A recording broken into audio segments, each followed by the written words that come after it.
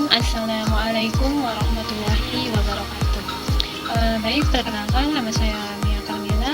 Saya dari PT IKA 7D. Oke, untuk kali ini kita akan membahas e-commerce. Nah, sebelumnya e-commerce itu apa sih? Jadi e-commerce itu berasal dari bahasa Inggris. Nah, itu singkatan dari elektronik dan commerce itu sendiri adalah commerce. Kata elektronik mengandung arti elektronik dan commerce itu mengandung arti perdagangan. Jadi e-commerce itu secara harfiah merujuk pada perdagangan yang dilakukan dengan perantara perangkat elektronik. Nah, jadi intinya e-commerce itu mengandung arti jual beli produk atau layanan yang dilakukan secara online melalui internet. Selanjutnya, di dalam marketplace pasti ada yang namanya seller atau seorang pelaku penjual. Selanjutnya juga ada yang namanya dropship dan juga affiliate. Yang pertama yang akan kita bahas yaitu seller. Apa sih seller itu? Seller merupakan seorang penjual yang memiliki stok barang ya, dan juga sangat bertanggung jawab penuh atas penyimpanan, pengemasan, dan juga pengiriman barang kepada pembeli. Jadi, seller pada dasarnya adalah pelaku bisnis langsung yang biasanya mengelola stok dan inventaris produk mereka sendiri. Selanjutnya yaitu dropship. Nah, untuk dropship ini yaitu pihak yang menjual produk tanpa perlu menyimpan stok. Dropship itu hanya berperan sebagai perantara saja. Mereka hanya menerima pesanan dari pembeli, kemudian memesan produk dari pemasok atau supplier yang langsung mengirim produk tersebut ke pembeli. Jadi dropship ini tidak harus mengeluarkan modal besar atau mengeluarkan stok barang. Jadi mereka hanya berperan sebagai perantara saja antara pembeli dan juga penjual. Nah, selanjutnya yaitu affiliate. Jadi, affiliate itu merupakan pihak yang mempromosikan produk milik orang lain melalui tautan affiliate. Affiliate mendapatkan komisi setiap kali ada pembelian yang dilakukan melalui tautan mereka. Tugas utamanya hanya mempromosikan produk menggunakan kode atau link yang melalui di berbagai platform seperti media sosial tanpa perlu menangani stok, pengiriman, atau pelayanan pelanggan. Nah, selanjutnya yaitu pembuatan akun marketplace. Tapi sebelum ini kita akan membahas riset produk terlebih dahulu ya. Sebelumnya riset produk itu apa sih? Riset produk adalah proses memperbarui atau menyesuaikan kembali informasi, deskripsi, dan tampilan produk di marketplace agar lebih relevan dengan tren pasar dan kebutuhan pelanggan saat ini. Nah, gimana sih melakukan riset produk ini? Nah, jadi yang pertama yaitu kita akan melihat statistik produk seperti tingkat konversi dan ulasan pelanggan. Selanjutnya yaitu memperbarui deskripsi. Jadi kita harus bisa menyesuaikan deskripsi produk dengan kata kunci yang relevan dan lebih menggugah minat seorang pembeli.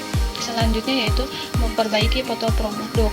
Jadi kita harus menggunakan foto berkualitas tinggi dan variasi gambar yang sangat menarik ya. Selanjutnya yaitu atur harga. Jadi kita harus melakukan penyesuaian harga sesuai dengan tren pasar atau promosi terbaru. Nah, yang terakhir yaitu memperbarui stok dan pengiriman.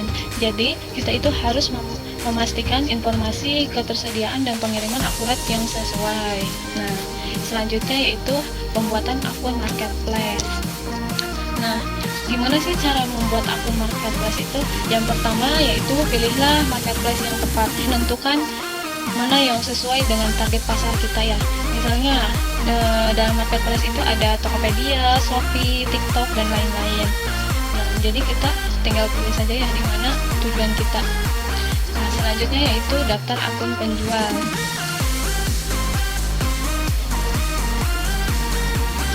Jadi untuk daftar akun penjual kita tinggal mengisi informasi yang diminta seperti nama toko, kategori produk, alamat email, dan nomor telepon.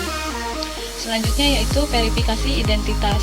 Nah, dalam verifikasi identitas itu kita akan diminta untuk mengupload dokumen seperti KTP, NPWP, dan juga melakukan verifikasi nomor dan email kita.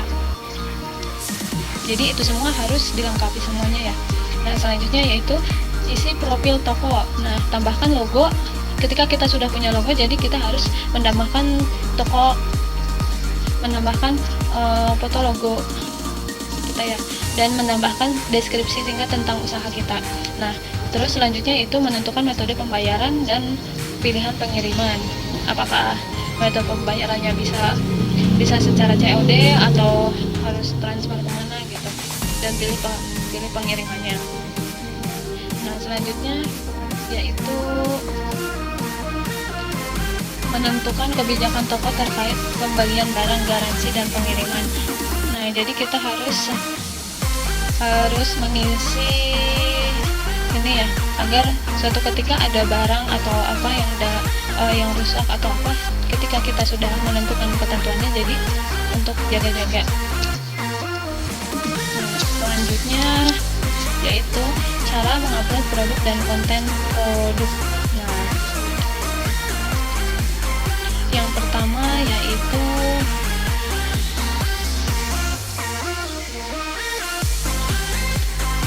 untuk mengupload produk itu ada beberapa tahapannya. Tahapan pertama itu mungkin kita akan diarahkan untuk login ke akun toko kita. Terus mungkin ada untuk menambah produk itu, mungkin kita akan diminta untuk tambah produk. Kita tinggal menekan tombol tambah produk saja di dashboard penjual. Nah, lalu isi data produk, misalnya data produk, deskripsi, kategori, harga, dan stok, dan lain-lain. Terus kita juga akan diminta mengupload gambar produk, terus juga pilih opsi pengiriman dan publikasi produk. Nah, nanti untuk cara penguploadan produk mungkin kita akan praktek ya. Selanjutnya yaitu pembuatan konten. Nah, untuk pembuatan konten sendiri kita itu harus menggunakan foto produk yang menarik ya. Jadi kita harus menggunakan foto dengan pencahayaan yang baik dan juga fokus pada produknya saja. Terus foto produk juga harus jelas, jangan ada blur atau menampilkan detail produk yang lebih penting. Selain itu juga kita harus sertakan gambar produk dalam berbagai sudut jika perlu diperlihatkan penggunaan produk ya. Selanjutnya yaitu deskripsi yang jelas dan informatif. Nah, untuk mendeskripsikan produk, kita itu harus sebisa mungkin secara rinci menambahkan deskripsinya, tetapi jangan terlalu banyak, jadi harus tetap singkat dan padat tapi jelas. Nah, selanjutnya lebih baik kita menggunakan poin-poinnya saja agar dapat memudahkan pembaca untuk dapat memahami produk kita. Yang terakhir yaitu kita harus menyertakan informasi teknis pemanfaatan produk dan juga cara penggunaan produk kita. Selanjutnya yaitu penggunaan kata kunci atau CEO. Nah, jadi kita itu harus menggunakan kata kunci yang relevan dengan produk dan sering dicari oleh konsumen. Selain itu juga kita harus menempatkan kata kunci di judul, deskripsi, dan tag produk kita. Terus selanjutnya menampilkan ulasan pelanggan atau ulasan pelanggan. Tampilan usaha pelanggan itu yaitu ulasan pelanggan yang dapat meningkatkan kepercayaan pembeli baru. Selain itu, kita senantiasa menanggapi ulasan dengan sopan, baik yang positif maupun negatif. Selanjutnya yaitu konten video. Nah,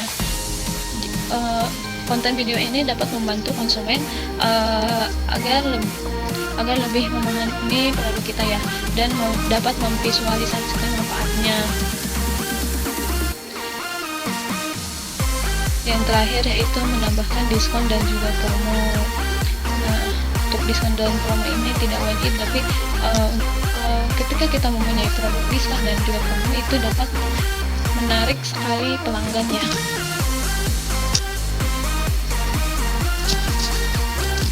Nah, mungkin itu saja.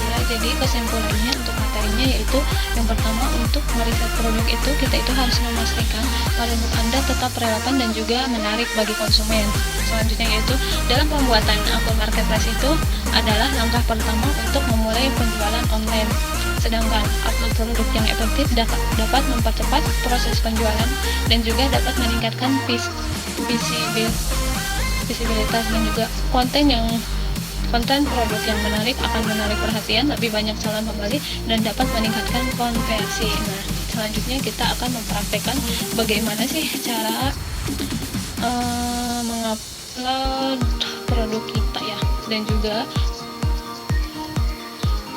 dan juga cara membuat konten di Shopee.